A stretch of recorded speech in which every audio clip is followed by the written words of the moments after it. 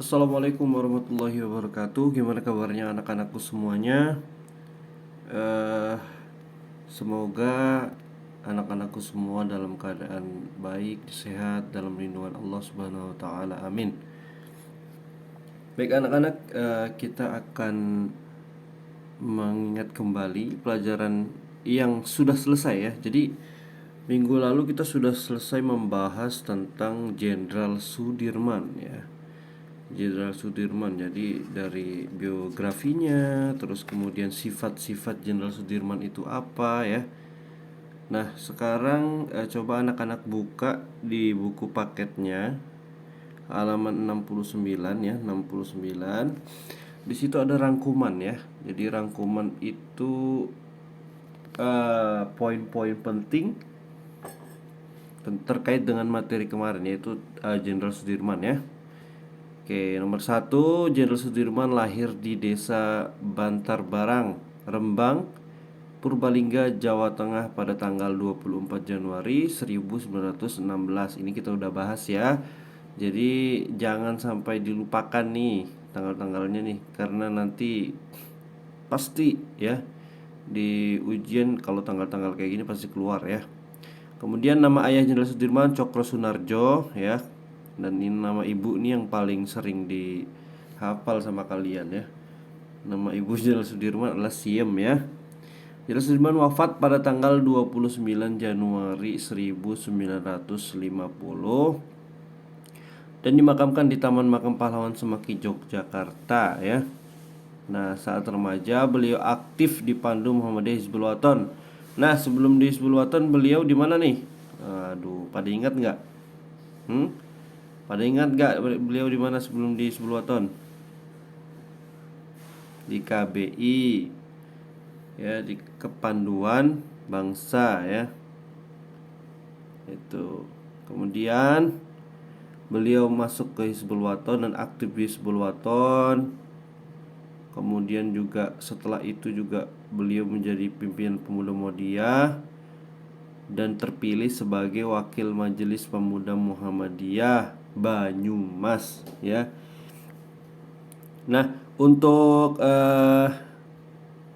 saran beliau kepada Hizbul Waton nih, ada saat Muktamar Muhammadiyah ke-29 di Yogyakarta, Jenderal Sudirman mengajukan usul atau saran ya, agar setiap kepanduan Hizbul Waton tuh pakai celana panjang ya. Jadi dulunya pakai celana pendek ya. Nah, terus akhirnya diusulkan oleh Jenderal Sudirman untuk memakai celana panjang, sehingga bila datang waktu sholat tidak perlu lagi sulit-sulit untuk mencari sarung ya, untuk mencari sarung. Kemudian yang selanjutnya nomor 7, untuk mewujudkan keinginannya eh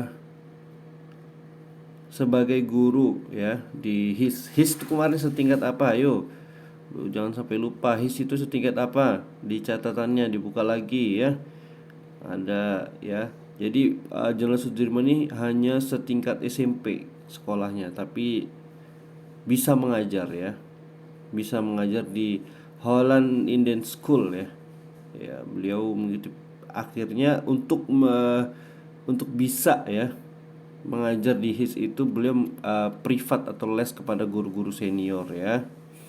Dan selanjutnya ada dalam berdakwah ia menekankan pada ajaran tauhid, kesadaran beragama dan kesadaran berbangsa. Jadi kita tahu semua ini sesuai dengan sifat Jenderal Sudirman. Beliau ini orang yang taat beragama ya. Beliau merupakan orang yang taat beragama dan menekankan ajaran tauhid ya, serta kedisiplinan yang tinggi ya. Jadi nggak pernah meninggalkan sholat beliau nih. Bagus banget untuk kita teladani ya. Kemudian nomor 9. Nah, setelah Indonesia merdeka dalam satu pertempuran, nih udah ada catatan juga nih, dengan pasukan Jepang, Sudirman berhasil merebut senjata pasukan Jepang di Banyumas tuh. Jadi beliau ini salah satu prestasi juga dari Jenderal Sudirman ya. Sudirman berhasil ini sebelum jadi jenderal ya. Jadi merebut senjata Jepang ini sebelum jadi jenderal ya, di Banyumas merebut senjata pasukan Jepang ya. Nah, akhirnya setelah itu Sudirman terpilih menjadi anggota Panglima Besar TKR. TKR itu tentara ya, keamanan rakyat ya. Republik Indonesia pada 29 tahun sudah menjadi Panglima Besar TKR atau Panglima Angkatan Perang ya. Pada tanggal 12 Desember, pasukan TKR yang dipimpin oleh Sudirman terlibat pertempuran melawan tentara Inggris di Ambarawa selama 5 hari. Pada akhirnya memaksa pasukan Inggris mundurkan diri ke Semarang. Nah, pada saat itu pasukan Inggris yang beradu dengan TKR dipaksa untuk mundur ya, akhirnya ke Semarang. Nah, ini yang penting lagi. Dalam perjuangannya, Jenderal Sudirman selalu memberikan nuansa-nuansa yang bersifat religius. Jadi tidak hanya berjuang biasa ya, tapi beliau selalu menekankan nilai-nilai keislaman ya. Jadi setiap apa yang beliau kerjakan itu selalu disematkan di dalamnya nilai-nilai keislaman.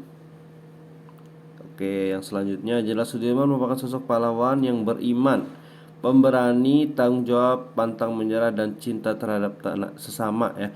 Jadi ini udah kita bahas semua tentang sifat-sifat beliau ya. Sifat-sifat Jenderal Sudirman ya.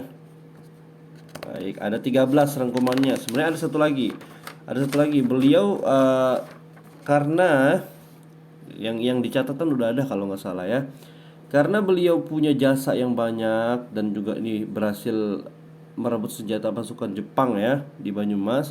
Beliau diangkat, diberikan pangkat jenderal ya oleh presiden ya. Jadi langsung diangkat oleh presiden ya. Harusnya kan harus melalui eh, tes-tes atau mungkin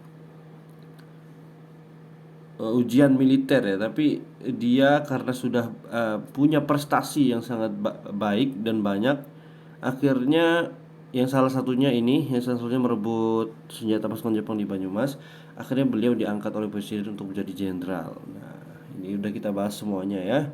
Jadi ini dia rangkuman dari bab Jenderal Sudirman ya. Untuk selanjutnya kita nanti akan belajar lagi tentang bab 4 ya. Bab 4. Abdul Razak Fahrudin. Nah, Abdul Razak Fahrudin ini merupakan mantan ini juga ketua pimpinan pusat Muhammadiyah ya. Ketua pusat pimpinan Muhammadiyah. Ini biasanya disingkat Abdul Razak tuh AR ya. Pak AR Fahrudin ya.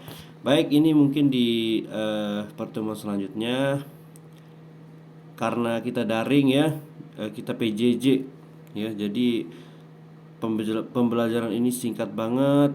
Bapak mohon maaf kalau ada kesalahan. Kalian tetap jaga kesehatan di rumah. Jangan terlalu lama main di luar ya.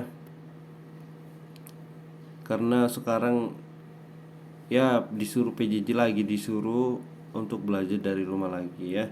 Kita berharap semoga PJJ ini cepat berlalu sehingga kita bisa masuk lagi, tatap muka lagi bersama kalian semua. Amin ya rabbal alamin. Bapak akhiri, assalamualaikum warahmatullahi wabarakatuh.